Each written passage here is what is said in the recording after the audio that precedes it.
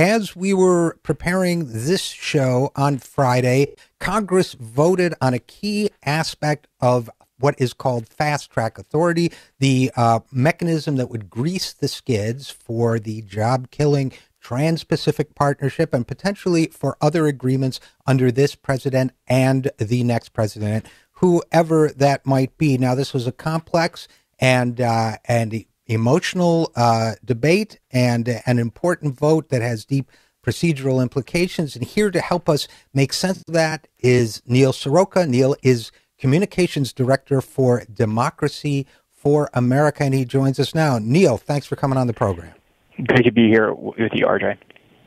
So listen, we had a vote today. We actually had two votes today, and the casual observer might conclude, well, TPA, what they call Trade Promotion Authority, that is this fast-track mechanism, passed by two votes, so that was a win for the White House and the Republicans who have teamed up for this trade deal.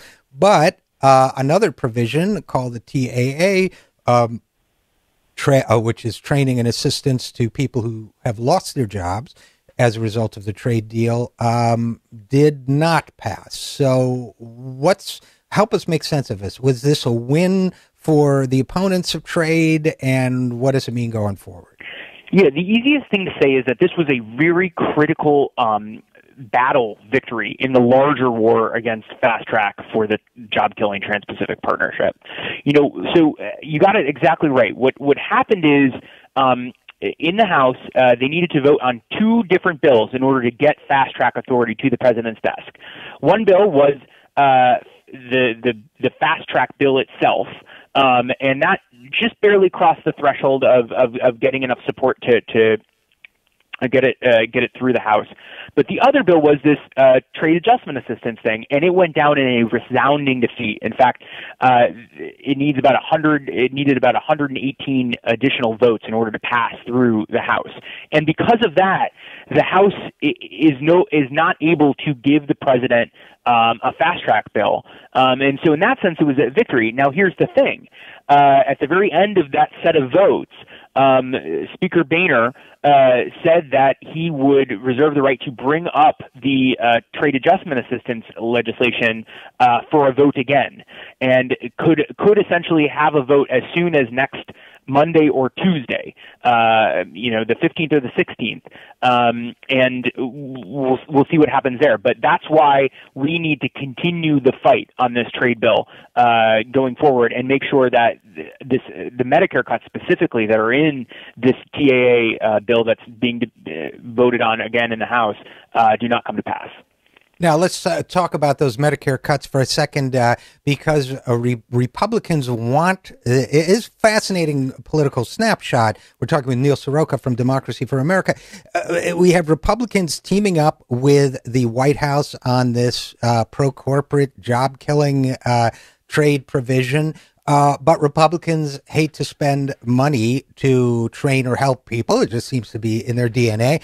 And so they don't like the idea of training, spending money to train people. So it had to be paid for somewhere. Of course, they wouldn't dare think of taxing the corporations that are going to make a lot of money to pay for it. So they instead, the agreement was made in the Senate to take the money out of Medicare. So now, again, correct me if I'm wrong, for this thing to get to the president's desk for signature, they had to pass it the way the Senate passed it, which included this so-called Medicare pay for.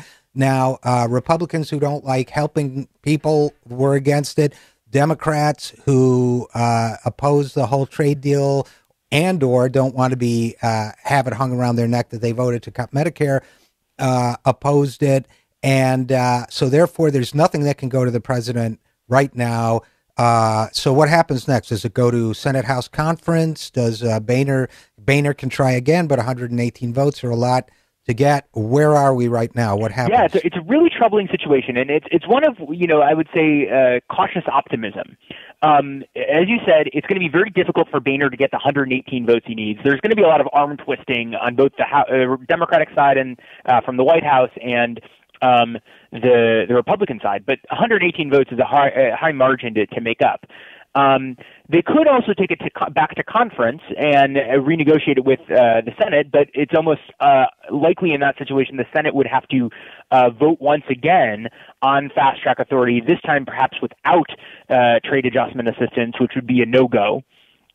So there seem to be limited paths, but there are still paths, and that's why we're saying, Democracy of America coming out of today's vote saying this is an important battle victory, but we are still focused on seeing this through, and we're not going to stop fighting until Fast Track and the TPP are dead, buried, and covered in 6 inches of concrete. And we're going to get back to that continued fight, but I want to make first an observation and then bring up another topic. This is, again, I personally find it fascinating and worrisome, but number one is this. The idea that we would need, $700 million for training. I'm sorry. What is the figure for the TAA for job training? I don't know what I don't know what the total amount is, but it's $700 million was cut from Medicare, right? So it's probably more than that. Right. So one of the things, the entire flaw with the position, the president's position to me in all this is, and all the advocates of the bill, but specifically any Democratic supporter of the bill, is that they say on the one hand, it's going to create all these American jobs. And on the other hand, here's a training program for all the people whose jobs they're going to lose. Now, correct me if I'm wrong, Neil, but if this deal is really going to create jobs, you don't need a TAA. Yeah, I mean, if these deals really did create jobs, there wouldn't need to be trade adjustment assistance. Now, proponents of these deals will say, well, there's always going to be some winners and some losers. Well, here's the thing. Over the last 30 years, and especially over the last 20 since NAFTA has been in place, we've seen communities hollow out from the inside. And frankly, we've seen how trade adjustment assistance hasn't even been enough to deal with that problem and deal with the real retraining needs of some of the people that are laid off by some of these jobs. Heck, some of these people, if you're in your late 50s, early 60s, you might have been on the path to retirement, and all of a sudden, because your job is shipped overseas due to these trade deals, you have to retrain for another job and possibly work years because your pension that you were expecting is not going to vest the right way. There are real human consequences to these trade bills, and even trade adjustment assistance isn't enough.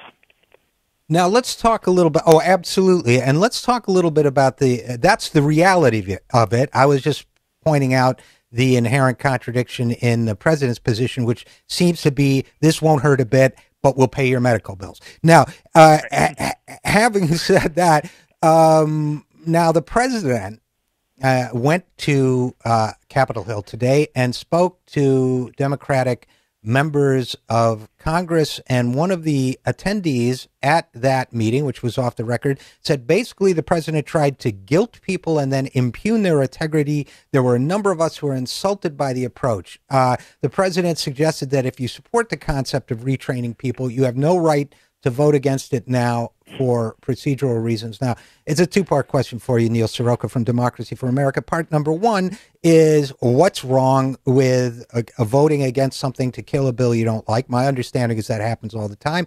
And number two is, this particular bill takes $700 million out of Medicare. What's wrong with opposing a bill and voting against it if you agree with what it does, but you don't like where it and how it pays for it? Seems to me the president unnecessarily may have insulted his own party on the Hill and perhaps contributed to this defeat, if these reports are true. Are those reasonable points? Yeah, I think the only people that are okay. Let me take the second question first. The only people that are okay with the idea of Democrats being on record for cutting Medicare are, frankly, Democrats like the president that don't have to face voters again. There are literally many of the colleagues that he was saying, oh, just ignore the cuts to Medicare, those will be fixed later, has watched many of their colleagues in 2010 and in 2012 and in 2014 lose elections as Republican after Republican ran ads against them for cutting Medicare, cutting benefits to Medicare via the president's Obamacare. Now the thing is that we know that the so-called cuts that ads were being run against were actually reinvested into Medicare and made the program more efficient. That's not even the case in this situation. Money was literally is literally going to be taken from Medicare and go directly to this trade adjustment assistance program. So there would be no hiding that sort of vote. So it's really insulting for the president to be pushing that line of argumentation, and more importantly, it's a big political problem that a lot of Democrats on the Hill recognized. And on your first question about why we shouldn't they shouldn't be able to reject parts of the bill because they don't like the larger one, I think what the president was talking about there was usually Democrats aren't very good at strategically voting, and I think what you saw today was a number of really smart leaders in the fight against the job-killing Trans-Pacific Partnership led a really successful rebellion, which pointed out some real important political flaws in the current TA legislation, and used that to their benefit to hurt and put an important speed bump in the process towards fast track authority. And the president might not like it, but that's the way Congress works. I'm glad that we had really smart leaders on the progressive side of the ledger, fighting for the right thing. And let's talk about that for a second, Neil Sroka. Last I heard, which was, and this was true for a while, Nancy Pelosi, minority leader, Democrat, of course, was expressing cautious concern about these bills, but basically she kept using the phrase, "I'm trying to find a path to yes." I think that was the term she used. And today she seemed to finally say, I even said in a pre-recorded segment for this program, I'd like to see her looking for a path to no. She seemed to stand up for a path to no before the vote today. What happened there? Was it the president's visit? Was it something else? Was it the calls, the activism? What turned Nancy Pelosi around? Did she turn around on this issue? Yeah, my gut is that she was probably leaning in one way. I think one of the biggest things was she got a ton of pressure from progressives all across the country, folks from Democracy for America, our friends at Credo, flooded her office with calls. So there's no doubt that she heard the grassroots, and that's really important, an important part of that victory and something that we need to keep in mind as we continue this fight. But I also think that earlier she may have misread her caucus. That's what Rosa DeLauro said when she didn't quite understand the real issues that many in her caucus had with the trade adjustment legislation and the Medicare cuts that were in them, that there wasn't a way to fix it that didn't involve having Republicans vote for cuts to Medicare. So I think that, that was what got her to the path to no that she ended up taking today, and one that I think we're hopeful she'll continue to sustain as these votes can conceivably continue in the House in the week ahead. And Rosa DeLauro, of course, the progressive member of the House from Connecticut, who publicly a real champ, and publicly made a comment to that effect earlier this week. So, okay, so let's close with this. Neil Sroka, communication director of Democracy for America. Okay, the fight. There's a victory, but we haven't won yet. What do people need to know going forward? What do people need to do going forward? What we need to do right now is thank all of the members of Congress who voted against the Medicare cutting trade adjustment assistance and tell them to hold their ground. We won. We're almost there to a full-on victory of really stopping this fast-track legislation in its tracks.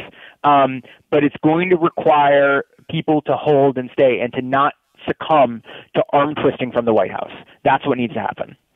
Perfect. Well, where can people go to get more information about that? Yeah, go to democracyforamerica.com. You'll find out all the information there about making calls to your member of Congress and getting involved in this continued fight against fast track authority and the TPP. This is going to continue on. There is light at the end of the tunnel, but there's still a lot of room. Ground we got to cover. Neil Sroka is communications director for Democracy for America. Neil, thanks so much for coming on the program. Thank you so much. Bye-bye. We will be right back after this. I am Richard RJ Eskow, and this is the Zero Hour.